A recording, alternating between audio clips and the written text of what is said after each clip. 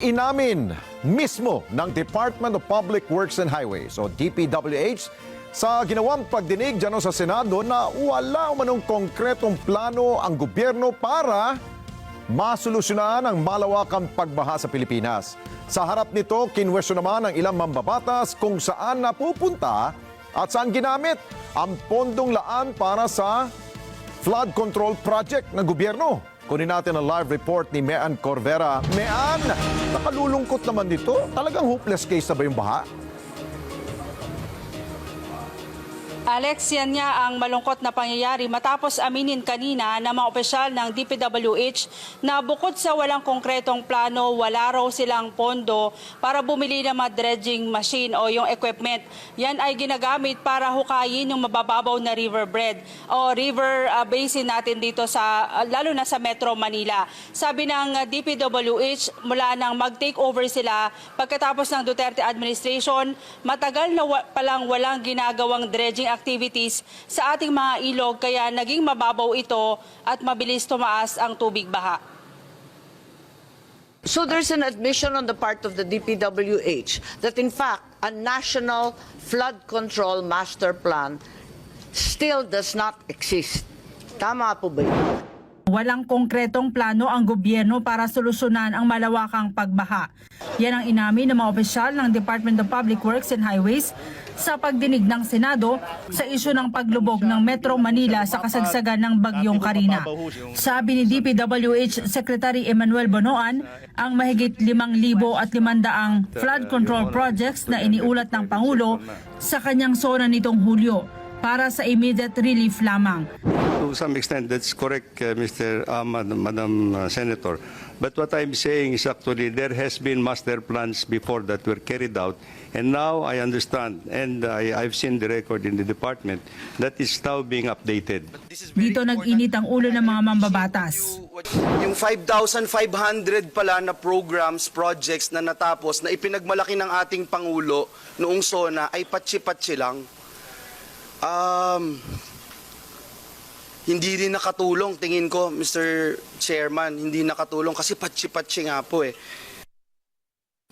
Saan inilalaan ang bilyon-bilyong pera kapag walang master plan? How do you choose the projects? Are there guidelines or parameters each time that you submit these billions and billions of requests? To what do you allocate if there is no integrated master plan for the entire country? It's very telling that the master plan, the integrated master plan, is not in existence, Mr. Chair. Pero sabi ng DPWH, walang pondo para dito at wala rin silang pondo pambili ng mga dredging equipment para linisin ang mga silted waterways.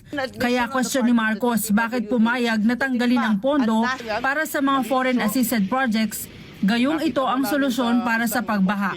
Pinuna rin ng mambabatas ang 23 billion para sa feasibility study. Sa dami-anya ng pag-aaral na ginawa, walang nabuo na integrated master plan kaya lumubog ang Metro Manila at mga kalapit probinsya. Na zero lahat ng malakihang project.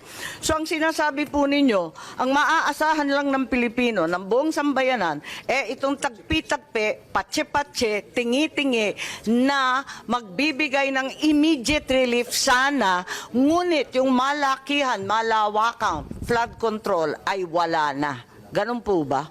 Nakakalugmok po eh. Ang gusto lang namin Pati talaga... ang issue ng reclamation sa Manila Bay, pinuna ng mga mambabatas. Sinasabi din ng may malaking kinalaman dito yung reclamation. Totoo ba? Binaraan nga ba ang daluyan ng tubig palabas ng Manila Bay? Reclamation ba ang dahilan ng pagbabaha? Ito. Kanya-kanyang turuan, kanya-kanyang hugas kamay. Dahil nga walang master plan. I-discuss din ni Senator Amy yan mamaya. Ano bang gusto nyong mangyari dito? Gusto nyo bang magbuo tayo ng bagong ahensya? Reclamation project. Pag-amin ng DNR batay sa kanilang ginawang pag-aaral sa Manila Bay, kapag binago ang itsura ng dagat, bumabagal ang daloy ng tubig. Sa datos ng DNR, aabot sa 2,576 na hektarya ng Manila Bay ang NAI Award para i-reclaim sa National Capital Region lamang. Ongoing raw ang kanilang pag-aaral at ilalabas ang resulta sa Setyembre. In general po, reclamation projects will slow down the flow of water and will change the circulation and retention of pollutants and organic materials that are already in the bay. This does not include yet what will be coming from the inland. So what we are doing now is combining what is coming from the inland under different, bodies of water, and what is coming from the ocean itself, from the bay itself. So these models are being run to include also now extreme events such as what has happened and what will happen now to drainage as well as circulation of these chemical and biological matters in the bay. Ganito po kasi yung itsura niya, Mr. Chair. Itinanggi naman ng MMDA na walang gasolina ang kanilang mga pumping stations, kaya hindi nasipsip ang tubig baha. Nagkataon raw na santambak talaga ang tinangay ng mga basura, kaya nabarahan ang mga pumping stations. Alex, sa ngayon hinihimok ng MMDA at ng mga opisyal ng gobyerno ang lahat ng local government units na magpatupad muna ng programa. Yan ay yung pagpapalit ng basura, kapalit ng mga produkto, halimbawa yung bigas, para himukin yung ating mga kababayan na mag-segregate ng kanilang basura at hindi ito anurin kapag malakas ang ulan. Alex. Okay, Mayan, kaawa-awa pala sitwasyon natin, no? Nabanggit ba sa pagdinig na dahil inamin ng DPWH ng ilang mga ahensya ng pamahalaan na wala silang ginagawang pag-dredge, pag-desiltate ng mga tributaries natin, hindi ba nila pinasalamatan ang mga non-government organization at mga pribadong sektor na yun ang mismong gumagawa sa trabaho sana ng gobyerno? Meron sabi ng DNR, Alex, meron na silang memorandum of agreement dyan sa SM at sa kay Mr. Ramon Ang ng San Miguel Corporation dahil sila yung immediate na tumutulong ngayon para i-desilt yung ating mga ilog, kabilang na daw dyan yung Tolyahan River na madalas ay dinadaanan ng tubig galing dyan sa San Mateo at sa bundok, at may ginagawa na rin silang tree planting para iwasan nga yung pagbuhos ng tubig mula sa bundok patungong Metro Manila. At Mayan, pinangangambahan natin kung titigil ang mga pribadong sektor sa pagtulong sa kanilang ginagawa ngayon, na pera nila yun, ha, walang gastos ditong gobyerno.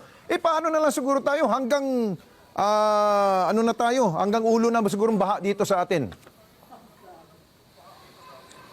Alex, sabi kanina ng mga senador, kung dati hanggang dibdib lang ang tubig baha dito sa Metro Manila, baka pagkalipas yan, umabot na ng lagpas tao. Nako, wag naman sana mangyari yan.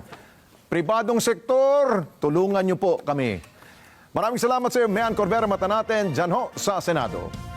Maraming salamat sa inyo pong pagsubaybay sa Mata ng Agila Primetime. Para malaman ang matatag, matapang at matapat na mga balita, i-follow lamang at mag-subscribe sa AtNet25 TV.